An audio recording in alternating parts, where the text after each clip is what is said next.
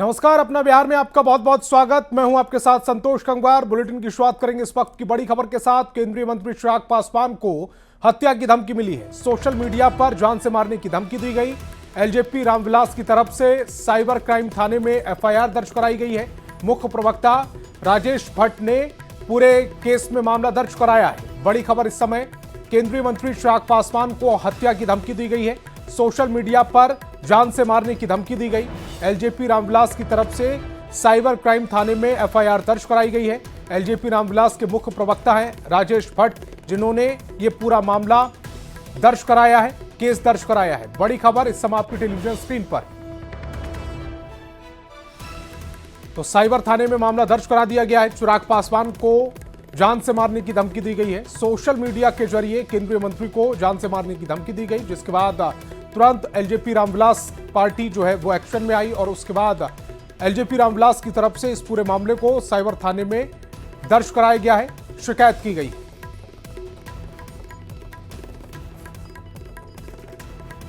राष्ट्रीय अध्यक्ष केंद्रीय मंत्री आदरणीय श्री चिराग पासवान जी को एक यूट्यूबर पत्रकार के इंस्टाग्राम पर अज्ञात व्यक्ति द्वारा जान से मारने की धमकी दी गई है, जो बेहद दुर्भाग्यपूर्ण है।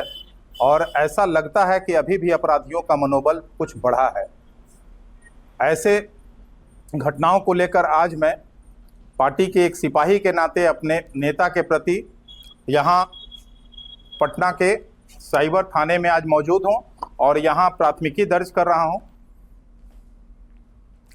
खबर भागलपुर से है, जहां निगरानी विभाग की टीम ने किशनगंज के दौला पंचायत के अमीन निरंजन कुमार को 1 लाख रुपए घूस लेते रंगे हाथ गिरफ्तार किया। बताया जा रहा है कि शिकायतकर्ता जमील अख्तर की जमीन बांध निर्माण के लिए अधिग्रहित की गई थी, जिसका मुआवजा दिलवाने के नाम पर घूस की मांग की गई थी। अमीन ने 2 लाख रुपए घूस की मांग की थी। शिकायतकर्ता की शिकायत पर निगरानी की टीम ने अमीन को 1 लाख रुपए रिश्वत लेते रंगे हाथ दबोचा है। अमीन के घर से 2,66,000 रुपए कैश भी बरामद हुआ है। भू अर्जन कार्यालय में अमीन है और वहीं से पकड़े गए हैं रिश्वत के साथ। कितना घूस ले रहा है? 1 लाख रुपए। किस चीज का? ये जमीन गया था, एक व्यक्ति परिवादी था अजमल, उसका जमीन गया था बाढ़ बांध वाले में, तो उसका मुआवजा जो सरकार का मिलता है ना, उसके पेमेंट में 1 लाख रुपए ही दे रहे हैं। कितना टोटल कैश बरामद हुआ है सर इसके यहाँ से? इसके यहाँ से 1 लाख रुपया रिश्वत की राशि, उसके अलावा इनके घर पर वहाँ जो किराए में रहते हैं वहाँ से 2,66,500 रुपये। खबर सहरसा से, जहां पतरघट सीओ और उनके कंप्यूटर ऑपरेटर को निगरानी की टीम ने 20,000 रुपए घूस लेते रंगे हाथ दबोचा। निगरानी की टीम ने सीओ राकेश कुमार और कंप्यूटर ऑपरेटर राहुल कुमार को उनके ऑफिस में घूस लेते रंगे हाथ गिरफ्तार किया है। दरअसल परिवादी कैलाश यादव को अपनी बहन की 61 डिसमिल जमीन का दाखिल खारिज करवाना था, जिसके लिए उन्होंने ऑनलाइन आवेदन किया और पतरघट सीओ राकेश कुमार से संपर्क किया। दाखिल खारिज के एवज में सीओ ने उनसे 20,000 रुपए की घूस की डिमांड की थी। कैलाश यादव की शिकायत पर निगरानी टीम ने सीओ और कंप्यूटर ऑपरेटर को गिरफ्तार कर लिया।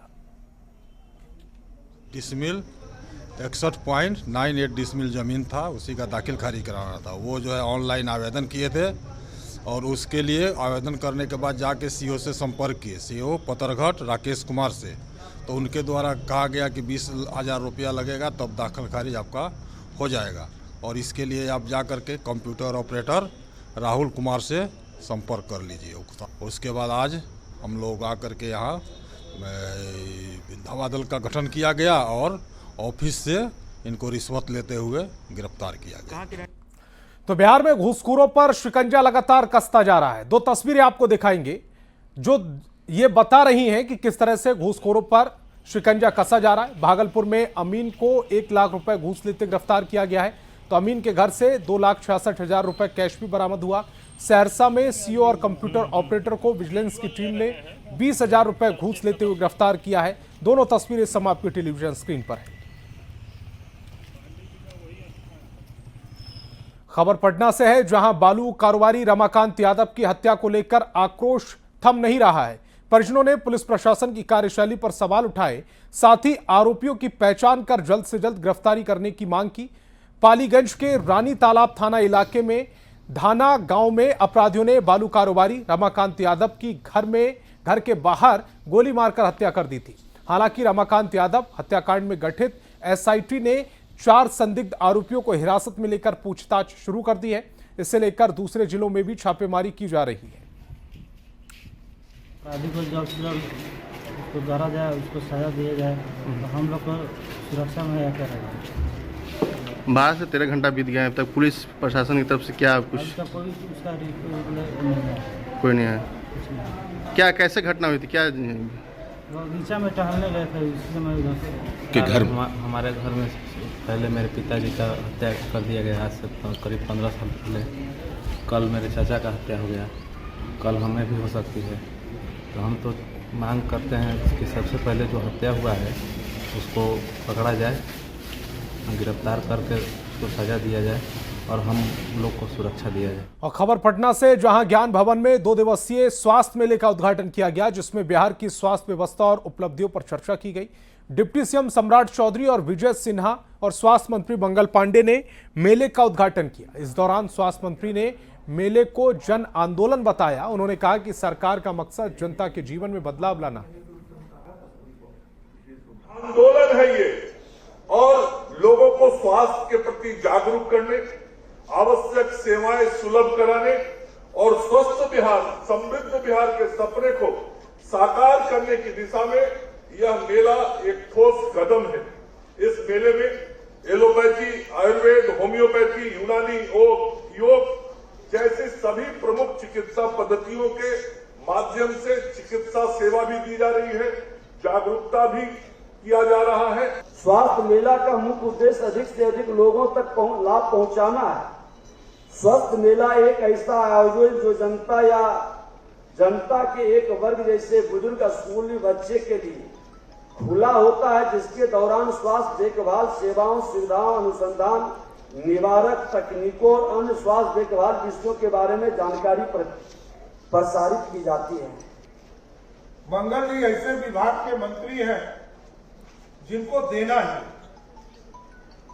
और लगातार इस स्वास्थ्य सेवा को सुधारना है। तो मैं तो देखता रहा हूं कि हेल्थ डिपार्टमेंट के मंत्री लगातार हेल्थ डिपार्टमेंट को एम्पावर करने के लिए, मजबूत करने के लिए लगातार काम कर रहे हैं। बिहार के चिकित्सकों के लिए ज्ञान भवन में लगा स्वास्थ्य मेला किसी उत्सव से कम नहीं है। बिहार में लगातार चिकित्सा क्षेत्र में हो रहे बदलाव को एक छत के नीचे देखकर डॉक्टर भी गौरवान्वित महसूस कर रहे हैं और ऐसे आयोजन से काफी हद तक जागरूकता बढ़ने की बात कही जा रही है। 2 दिवसीय मेले में चिकित्सा क्षेत्र की सभी पद्धति और सभी विभागों की प्रदर्शनी लगी। तकनीक के साथ लोगों को बीमारियों से बचाव के तरीके भी बताए जा रहे हैं।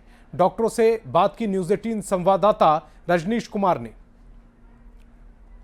2 दिवसीय स्वास्थ्य मेले की शुरुआत हुई है और कहा जा रहा है कि पहली बार स्वास्थ्य मेला लगा है। यानी स्वास्थ्य मंत्री मंगल पांडे और डिप्टी सीएम विजय सिन्हा के साथ साथ डिप्टी सीएम सम्राट चौधरी ने मेले का उद्घाटन किया है और उसके बाद जो डॉक्टरों की बड़ी टीम है या फिर जो हेल्थ कर्मी है उनका भी यहाँ पर जमावड़ा देखने को मिल रहा है। यानी बिहार में स्वास्थ्य की जो उपलब्धियां हैं उसकी झलकियां भी लोग देखने के लिए आ रहे हैं। 50 से ज़्यादा ओपीडी काउंटर लगाए गए हैं और चारों पद्धति यानी एलोपैथ से लेकर आयुर्वेद, यूनानी और योगा सभी पद्धति देखने को मिल रही है। क्या कहें, कितनी खुशी हो रही है सर? बहुत खुशी हो रही है। माननीय हमारे मंत्री जो हैं Mangal Pandey ji, ACS development commissioner प्रत्यय जी, इन लोगों के आदेशानुसार हम लोग भी पीएमसीएच की तरफ से इसमें सहयोग हो रहा है।